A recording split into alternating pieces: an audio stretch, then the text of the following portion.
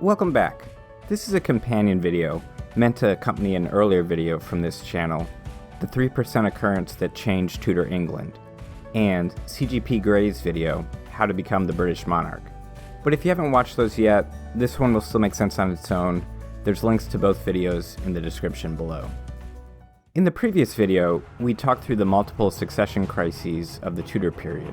Some of the root causes of these crises were a lack of certainty over whether or not women could sit on the English throne, the fact that Henry VII's descendants were overwhelmingly female, and some of his male descendants died early, including his firstborn son Arthur and grandson Edward VI, and conflict between Catholics and Protestants, which itself was caused in large part by Henry VIII's difficulties obtaining a male heir. CGP Gray's video explains how male primogeniture works, which is how British law dictated the succession would work from 1701 until 2015, when preference was no longer given based on gender.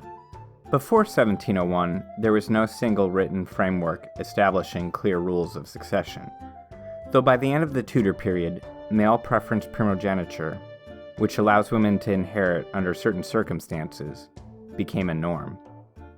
Today I want to talk in greater detail about the various successions during the Tudor period. But first, I want to talk about Matilda, who is the daughter of Henry I.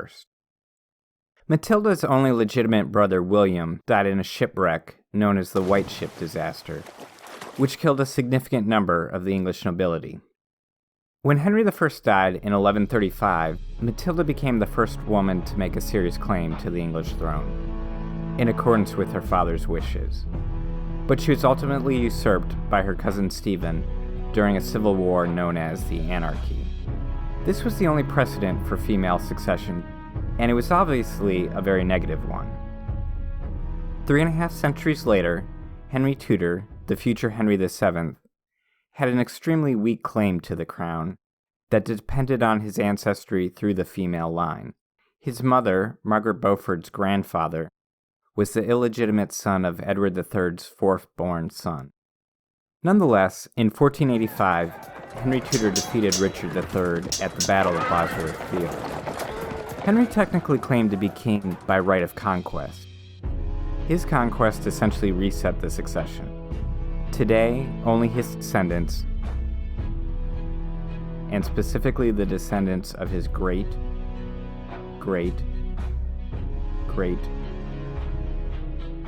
granddaughter, Princess Sophia, Elector of Hanover, are legally eligible to be British monarchs.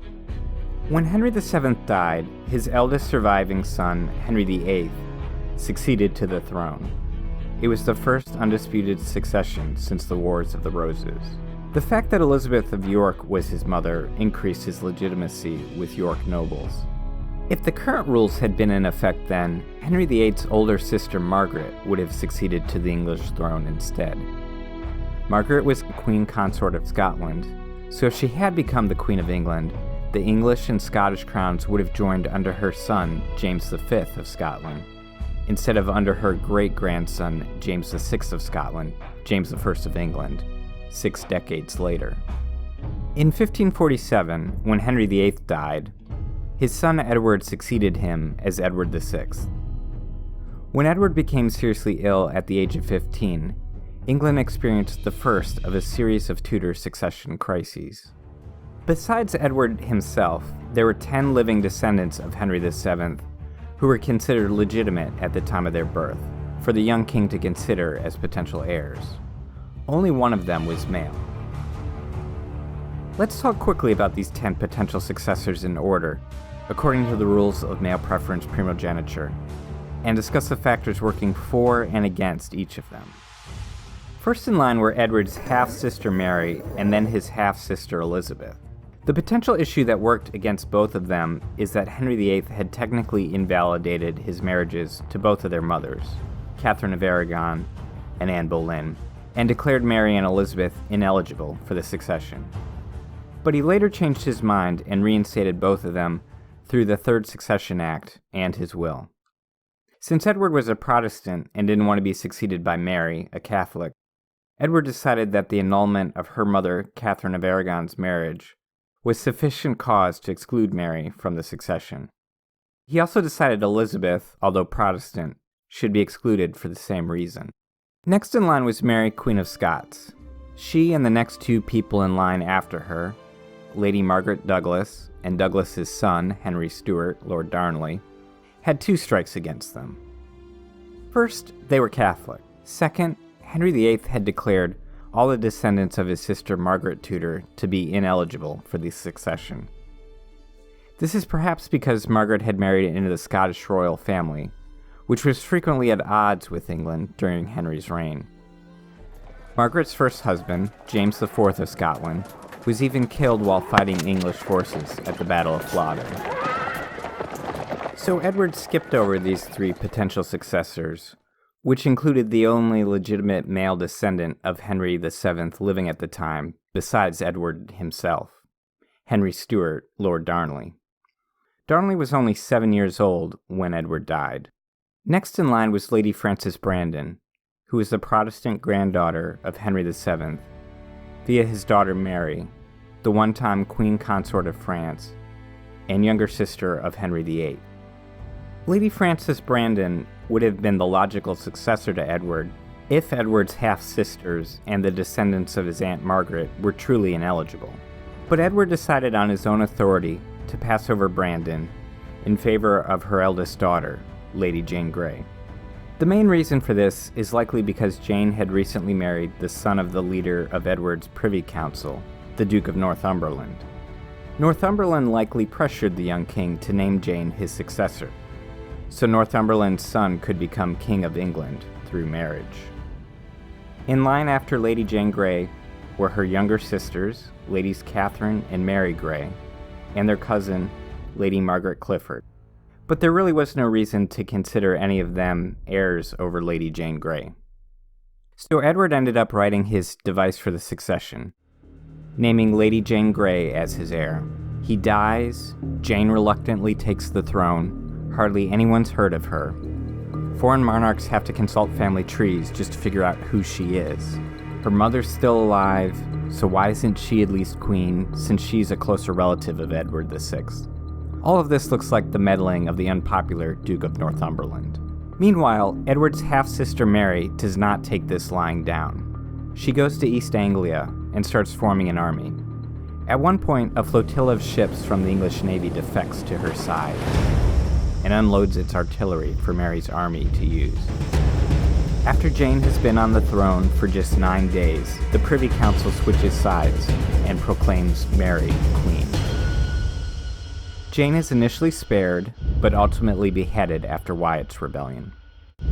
Mary remained Queen of England until her death, which brought about another succession crisis. In 1558, as Mary was still childless and nearing death, she had the same 3 family lines to consider for a potential successor. One of the lines descended from her father, pointing to her half-sister Elizabeth as successor. Another was the line descending from Margaret Tudor, with Mary, Queen of Scots, having the strongest claim. The final line were the descendants of Mary Tudor, former Queen Consort of France. This final line Mary I did not seriously consider, since they were all Protestants, tainted by their proximity to the Lady Jane Grey, and because they were behind Elizabeth and the descendants of Margaret Tudor in the succession. By now you probably know how this part of the story ends. Mary I ends up acknowledging Elizabeth as her heir, in accordance with the third act of succession, and their father Henry VIII's will, the same documents that Mary's own succession had depended upon. Elizabeth is Queen of England for 45 years, and ultimately has Mary, Queen of Scots, beheaded for attempting to seize the crown.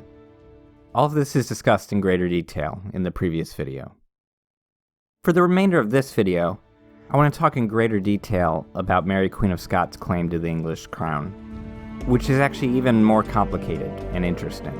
It could at least be argued that she might have had a better claim than the Lady Jane Grey, Mary I, and Elizabeth I. So she casts a long shadow over much of the Tudor period. So let's talk about the major pluses and minuses about Mary, Queen of Scots' claim. The first plus is that she was 100% legitimate. She was unquestionably the great-granddaughter of Henry VII and Elizabeth of York. She and her ancestors through Henry VII were born into marriages that were never questioned. This set her apart from Mary I and Elizabeth I, whose mothers' marriages to Henry VIII were at points in time considered invalid. The second plus for Mary, Queen of Scots, is that according to the rules of male preference primogeniture, she had a very strong hereditary claim. After the death of Edward VI, the only living people who had a better claim than Mary, Queen of Scots in this respect were Mary I and Elizabeth I, and then only if they were considered legitimate. The negatives for Mary, Queen of Scots were that she was Catholic, which if you were a Catholic and wanted to overthrow Elizabeth I, Mary's Catholicism would actually be a plus, but for the most part it worked against her. Another negative is that Mary had been born outside of England, which, depending on your interpretation of the law from 1350, might have made her ineligible to inherit the crown. A final negative was that Henry VIII's will had specifically eliminated the descendants of Mary's grandmother, Margaret Tudor, from the succession. But one final potential positive for Mary had to do with a very specific clause of the Third Act of Succession, which gave Henry VIII approval from Parliament to modify the succession through his will, which he ultimately did by declaring all of his sister Margaret's descendants, including Mary, Queen of Scots, ineligible for the succession. That clause said, in order to be valid, Henry's will had to be signed with his gracious hand. By the time Henry finalized his will, he was in the habit of using a stamp that made an impression of his signature on documents that clerks would later fill in with ink. And that's how his will was signed. And it did become a serious question whether or not Henry stamping an impression of his signature on his will, to later be filled in by someone else, counted as signing it with his gracious hand.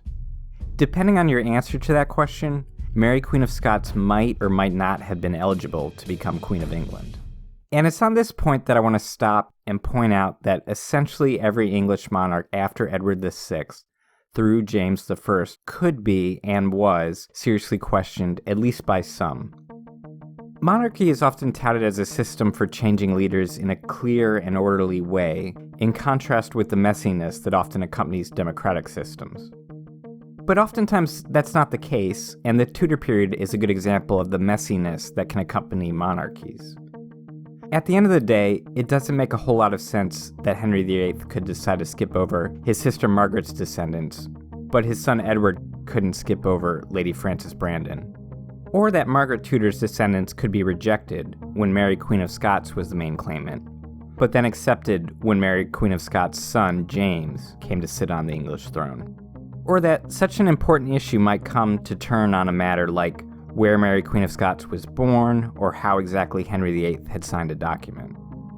In reality, the men and women who came to sit on the English throne during this period did so only because they were able to build and maintain broad enough levels of support from important portions of society, which at the end of the day is the only way any government can ever really function over the long term.